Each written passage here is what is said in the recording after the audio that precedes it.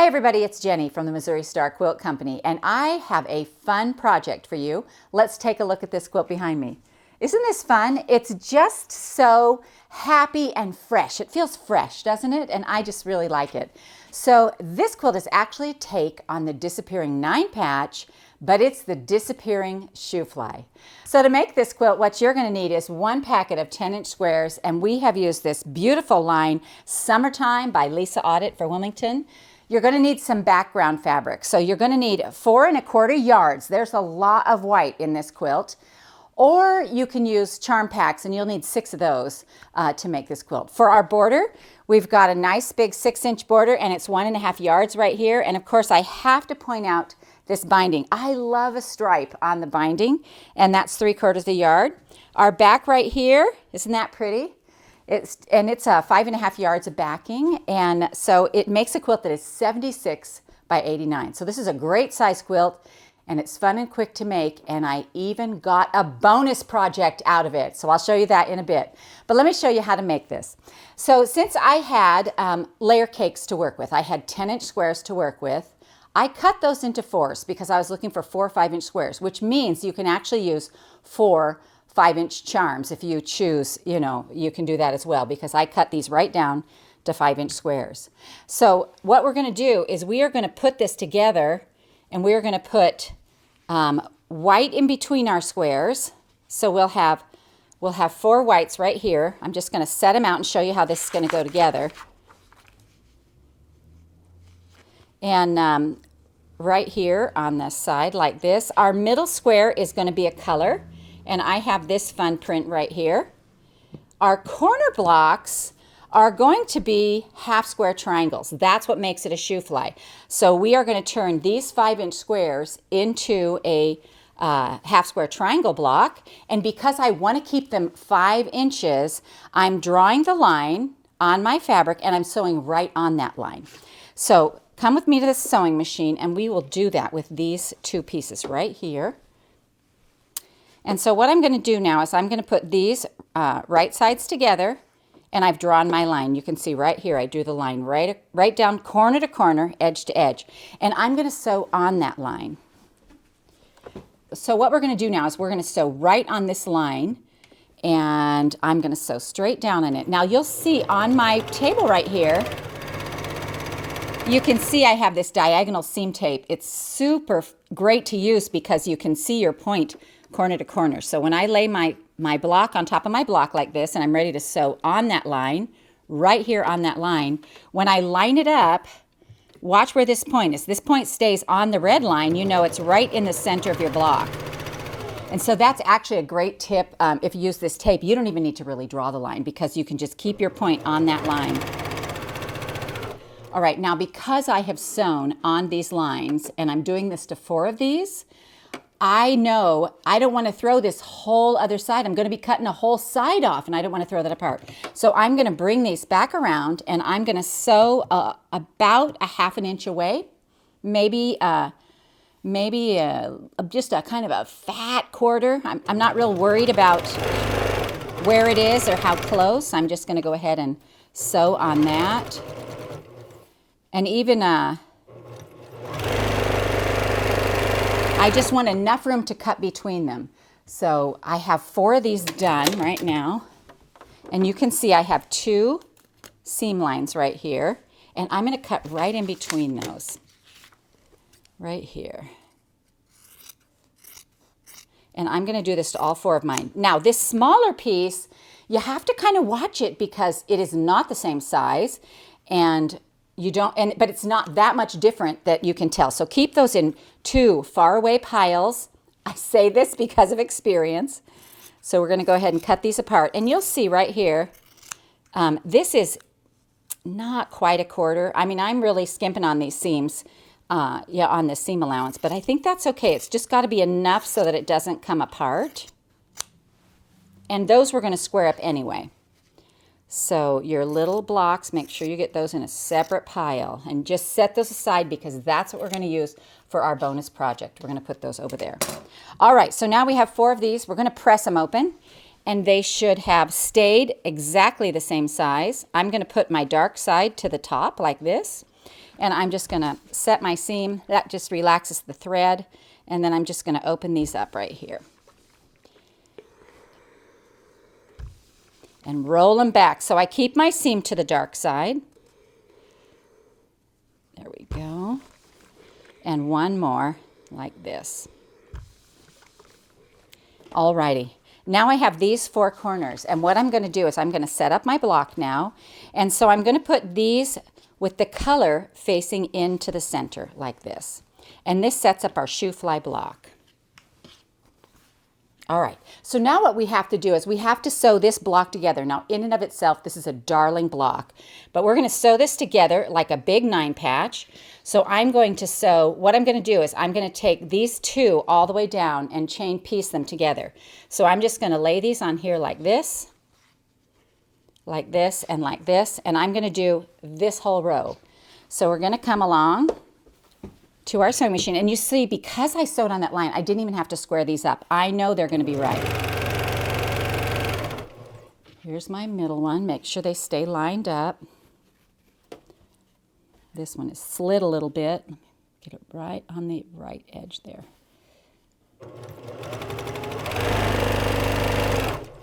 And this last one right here.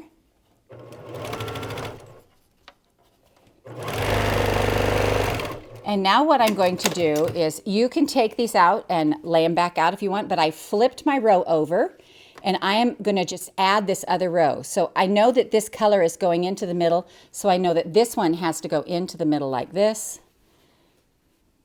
And just remember, your colors always go into the middle, they point into the middle square. This center one I don't have to worry about because it just has a white on both sides of the color. And by not worrying about it, it means that I don't have to, it's not brain work for me. It's like, okay, I know this one just has a white on both sides.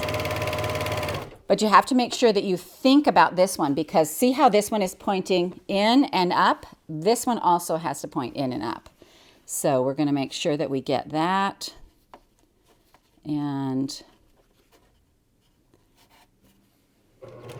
sew 1/4 inch right down the side of that.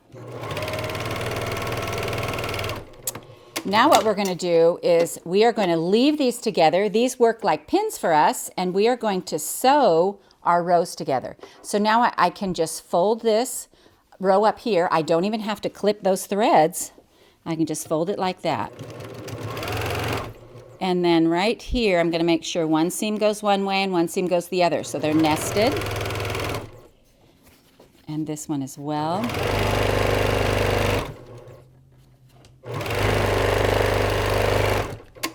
And then I'm going to do the top one. And this block goes together so quickly. So let's just line this one up here.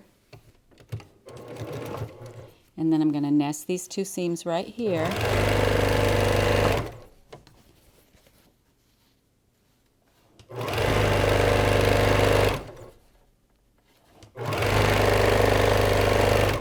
And now we've sewn our block together. Let me press this so it's nice and flat.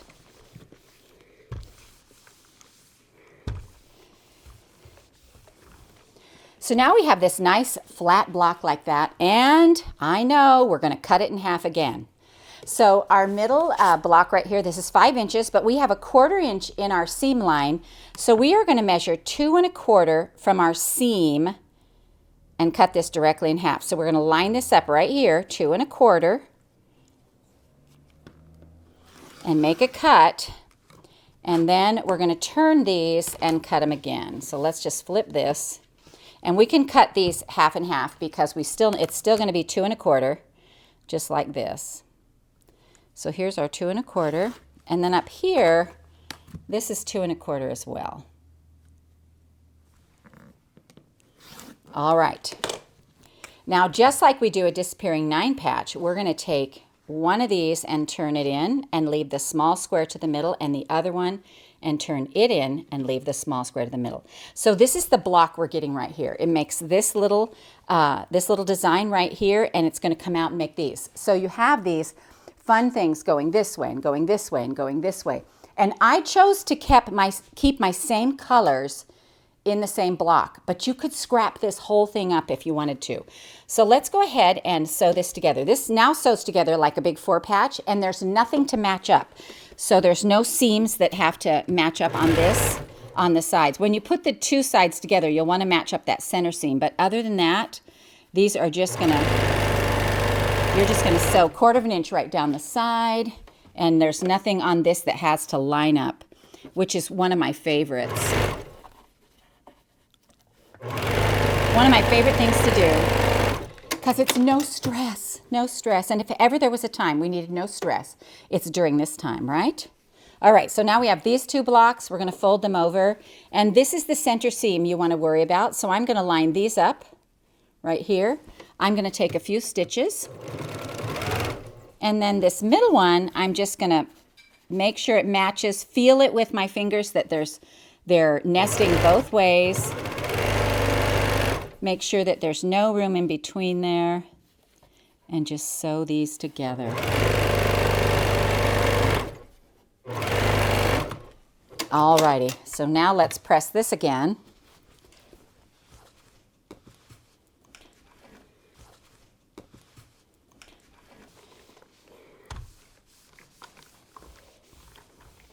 All right, now if you want to flip this over and make sure that your seams go the right direction, you can do that. I'm just going to make that happen. Oh, that one even opened up.